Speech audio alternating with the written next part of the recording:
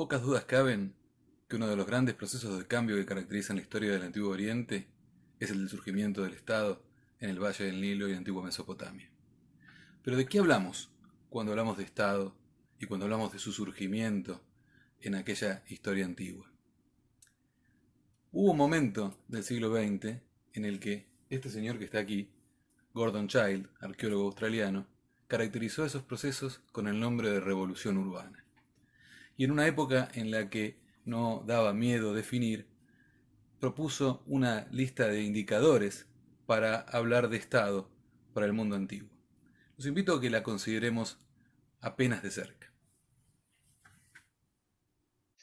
Esta es una famosa lista de descriptores que Gordon Childe propuso en el año 1950 y que fue objeto de todo tipo de discusiones, particularmente desorientadas en función de suponer que había aquí algo así como una receta para el origen del Estado, cuando en realidad Gordon Childe estaba proponiendo una serie de criterios para definir cuándo y de qué manera hablar de Estado en los contextos del mundo antiguo. Sería largo discutir puntualmente el valor de cada uno de los indicadores, pero yo quisiera discutir acerca de esta lista en relación con la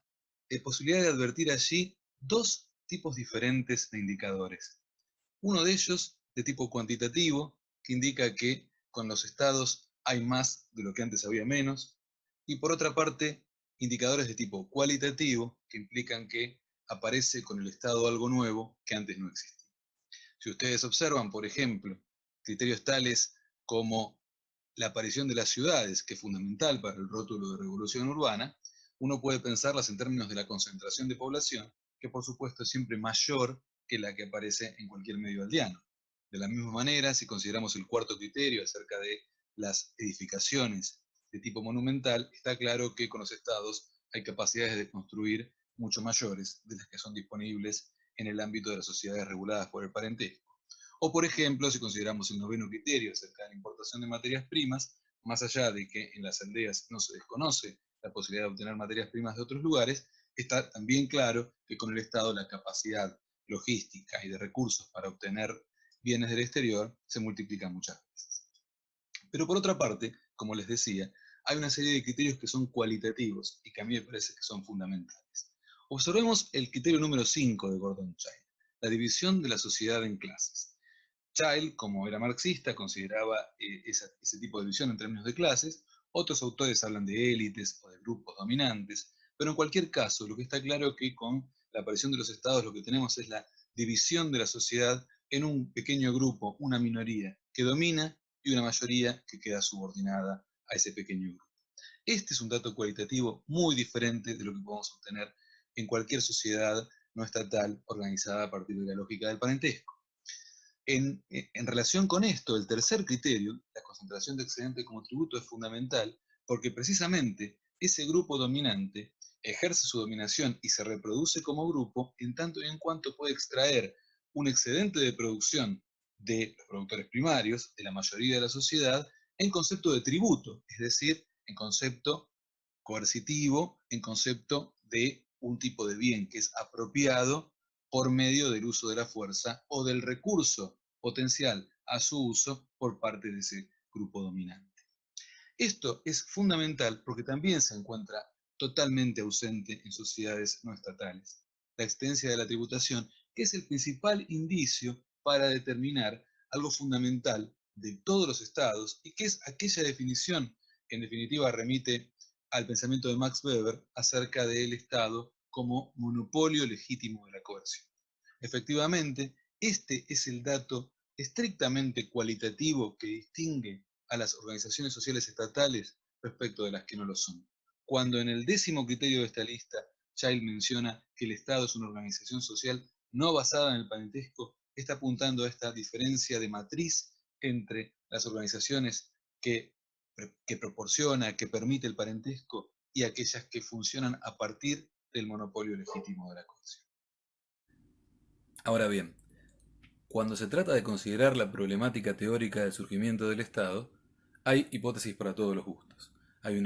aparentemente una enorme variedad, una enorme diversidad de posicionamientos teóricos. Sería difícil hacer un resumen de cada una de las teorías, incluso de las más representativas. Pero quizá vale la pena concentrarnos en los factores que construyen ese universo teórico, porque esos factores se pueden organizar bastante rápidamente en función de dos grandes matrices de pensamiento. Por un lado, en la idea de consenso y por otro lado, en la idea de conflicto. Para unos, el Estado surge en última instancia porque proporciona un beneficio para la sociedad. Para otros, el Estado surge en última instancia para garantizar el dominio de unos sobre otros. Uno diría una matriz rusoniana por un lado, una matriz hobbesiana por el otro. El contrato social versus la guerra de todos contra todos. Hay algo de esto en el pensamiento del surgimiento del Estado. Veamos un poco más en detalle estos factores que son utilizados cuando se proponen distintas teorías sobre esta cuestión del surgimiento del Estado.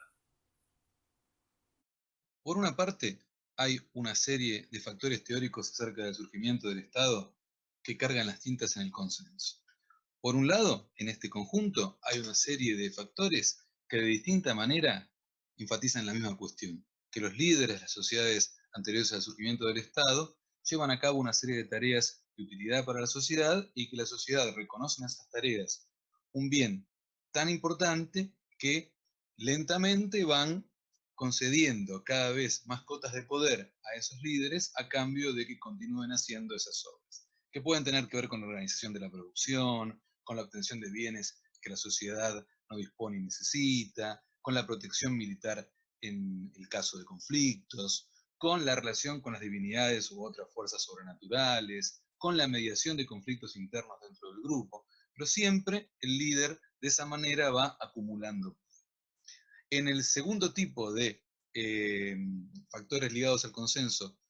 aparecen otros que tienen que ver con algo un tanto diferente, un consenso límite, si se quiere, en el sentido de que se presentarían contextos en los que una buena parte de la sociedad aceptaría las imposiciones de otros miembros de la sociedad o de grupos diferentes, en tanto y en cuanto no tendrían otra opción. Por ejemplo, en el caso de que las tierras disponibles para las siguientes generaciones ya fueran cada vez menos útiles en términos de producción y hubiera que, para ese tipo de excedente poblacional, pensar en una subordinación a aquellos que tendrían recursos en excedencia, o en el caso de migrantes o de grupos llegados del exterior que aceptarían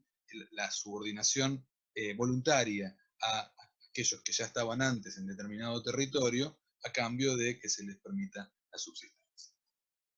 En el segundo grupo de factores, en cambio, lo que prevalece es el conflicto. Y hay también aquí dos tipos de conflictos muy diferentes. Por una parte, conflictos de tipo externo, que tienen que ver básicamente con la guerra como gran vínculo de imposición de unos grupos sobre otros, que podrían implicar, por ejemplo, la conquista de un grupo respecto de otro. Y por otra parte, un conjunto de factores asociados a conflictos de tipo interno, donde pueden aparecer tanto